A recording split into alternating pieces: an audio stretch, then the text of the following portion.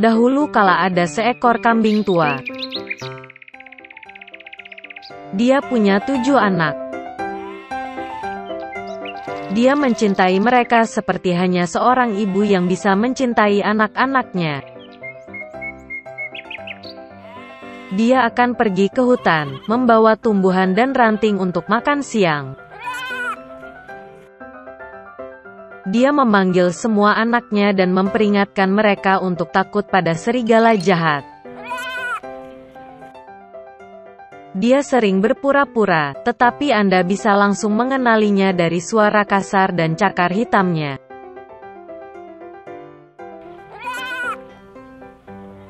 Anak-anak memahami segalanya dan meyakinkan ibu mereka bahwa mereka akan sangat berhati-hati. Kambing tua itu berangkat dengan tenang. Sedikit waktu telah berlalu.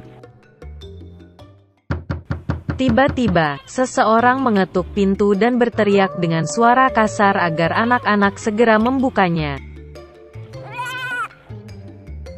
Tetapi anak-anak dari suara kasar itu menyadari bahwa itu adalah serigala. Mereka menjawab bahwa itu bukan suara ibu, suaranya lembut dan kurus, dan suara ini sangat kasar, artinya itu adalah serigala. Kemudian serigala pergi ke pedagang dan membeli kapur besar. Dia memakannya, dan suaranya menjadi tipis.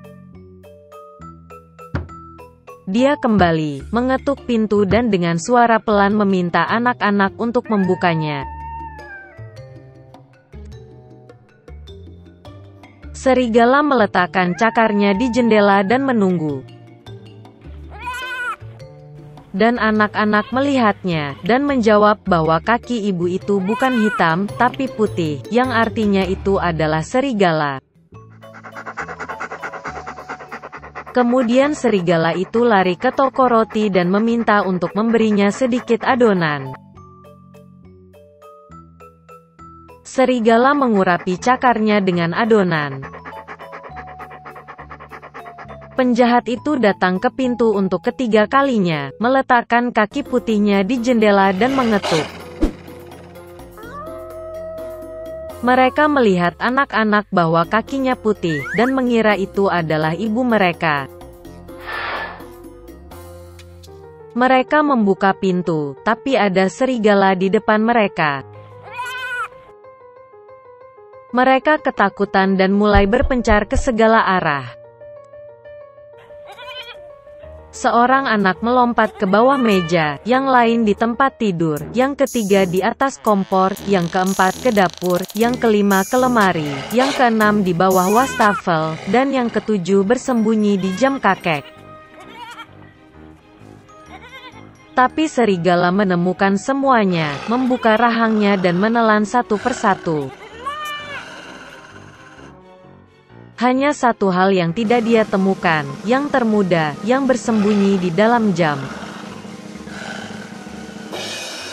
Setelah makan sampai kenyang, serigala pergi. Dia berbaring di padang rumput hijau di bawah pohon dan tertidur. Segera seekor kambing tua pulang dari hutan. Oh, apa yang dia lihat di sana? Titik-titik. Pintunya terbuka lebar. Meja, kursi, bangku terbalik, wastafel rusak, bantal dan selimut terlempar dari tempat tidur. Dia mulai mencari anak-anaknya, tetapi tidak dapat menemukan mereka dimanapun. Saya memanggil mereka dengan nama, tetapi tidak ada yang menjawab. Dia pergi ke jam, dan sebagai tanggapan ada suara kecil dari anak bungsu. Dia membawanya keluar dari sana, dan dia berkata bahwa seekor serigala datang dan memakan semua orang. Betapa kambing itu menangisi anak-anaknya yang malang. Akhirnya dia meninggalkan rumah, dan kambing termuda mengejarnya. Dia datang ke padang rumput, melihat seekor serigala sedang berbaring di dekat pohon dan mendengkur sehingga dahannya bergetar. Dia menatapnya dari semua sisi dan melihat bahwa di perutnya yang membengkak ada sesuatu yang bergerak dan menggelepar.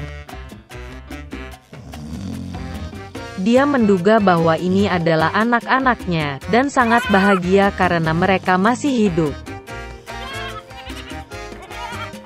Dia menyuruh anak itu lari pulang secepat mungkin dan membawa gunting, jarum dan benang. Kemudian kambing itu memotong perut serigala dengan gunting, dan dari situ seorang anak menjulurkan kepalanya. Dan kemudian yang lainnya melompat keluar, semuanya berenam, dan tidak ada hal buruk yang terjadi pada mereka. Betapa menyenangkannya itu. Mereka mulai memeluk ibu mereka, melompat dan menari. Kemudian kambing tua itu berkata bahwa akan menyenangkan memberi pelajaran pada serigala saat dia masih tidur. Mereka menarik batu dan memasukkannya ke dalam perut serigala. Seekor kambing tua menjahit perutnya, tetapi dia tidak memperhatikan apapun, bahkan tidak pernah bergerak. Serigala itu tertidur, berdiri dan merasakan kehausan di perutnya sehingga dia memutuskan untuk minum air dari sumur. Dia nyaris tidak mendekati sumur, membungkuk ke air, dan batu-batu berat menariknya ke dasar sumur. 7 anak melihat ini, dan mulai menari kegirangan bersama ibu mereka. Begitulah cara mereka memberi pelajaran pada serigala jahat.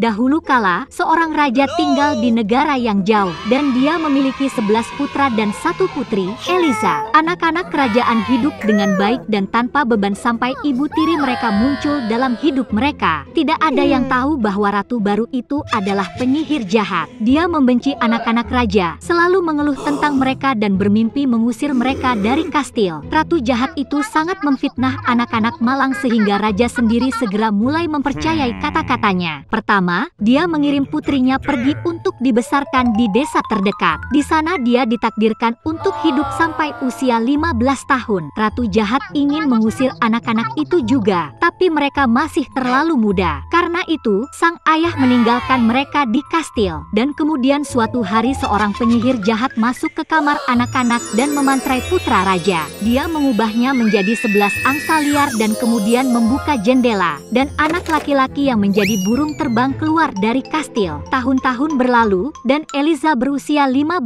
tahun. Pada hari ini, dia kembali ke istana. Sambil menunggu kedatangan raja, gadis itu bertemu dengan ibu tirinya, yang marah karena sang putri sekarang akan tinggal di istana. Dan Eliza, lelah karena jalan, tidak menyadari bagaimana dia tertidur. Setelah memilih saat yang tepat, ratu memasuki ruangan dan memantrai gadis itu. Tiba-tiba, rambut sang putri menjadi kotor dan tidak terawat, dan wajahnya berubah dan menjadi gelap. Saat ini, raja kembali ke kastil. Dia merindukan putrinya dan bermimpi bertemu dengannya. Memasuki ruangan, raja melihat bahwa gadis di tempat tidur sang putri sama sekali tidak seperti putrinya. Dia marah dan memerintahkan untuk mengusir orang asing itu dari kastil. Eliza harus bermalam di hutan. Di pagi hari dia mandi di kolam, mantranya tertidur, dan gadis itu kembali menjadi cantik. Segera dia bertemu dengan seorang wanita tua yang baik hati. Dia memberitahu sang putri bahwa setiap malam dia melihat 11 angsa di mahkota emas di tepi sungai. Kemudian Eliza pergi ke air. Saat matahari terbenam, angsa juga terbang ke sana, yang pada pada saat itu juga berubah menjadi saudara laki-lakinya. Mereka segera mengenali Putri Eliza dan memeluknya. Saudara-saudara memberitahu gadis itu bahwa ibu tiri yang jahat telah menyihir mereka. Dan sekarang setiap pagi mereka berubah menjadi angsa. Dan pada malam hari mereka kembali ke penampilan aslinya. Di pagi hari, saudara-saudara berubah menjadi angsa lagi dan membawa Eliza bersama mereka. Menempatkan gadis itu dalam sekeranjang kulit pohon willow. Sang putri dengan senang hati terbang melintasi langit bersama saudara laki-lakinya. Baginya itu adalah mimpi yang indah dan tak lama kemudian dia benar-benar tertidur. Dalam mimpi, peri kastil muncul di hadapannya yang memberitahu bagaimana Anda bisa menyelamatkan saudara-saudara. Eliza harus mengambil beberapa jelatang dan menenun 11 kemeja untuk saudara-saudaranya, tetapi tidak mengatakan apa-apa. Jika tidak, saudara-saudara itu akan menghilang selamanya. Keesokan paginya, gadis itu mulai mengumpulkan jelatang. Rerumputan membakar tangannya, tetapi Eliza terus memetiknya. Tiba-tiba gadis itu diperhatikan oleh seorang pangeran tampan yang sedang berburu di dekatnya. Dia terpesona oleh kecantikan sang putri dan menghampirinya untuk menyapanya. Tetapi Eliza ingat apa yang peri katakan, dan karena itu tidak mengucapkan sepatah kata pun. Sang pangeran dikejutkan oleh kesunyian keindahan hutan, maka ia segera mengambilnya sebagai istrinya dan membawanya ke istananya. Saat menghabiskan hari-hari di istana, sang putri diam-diam terus menenun baju jelatang. Tetapi suatu hari penasihat pangeran melihat Eliza melakukan ini. Dia menyebarkan desas-desus bahwa sang putri adalah seorang penyihir di malam hari dan seharusnya ditangkap. Seiring berjalannya waktu, sang pangeran pun percaya bahwa istrinya adalah seorang penyihir. Kemudian dia memerintahkan tentaranya untuk memenjarakan gadis itu di penjara. Namun, bahkan di penjara, putri muda terus menenun kemeja. Akhirnya tibalah saatnya Eliza selesai menjahit kemeja terakhir. Pada saat itu,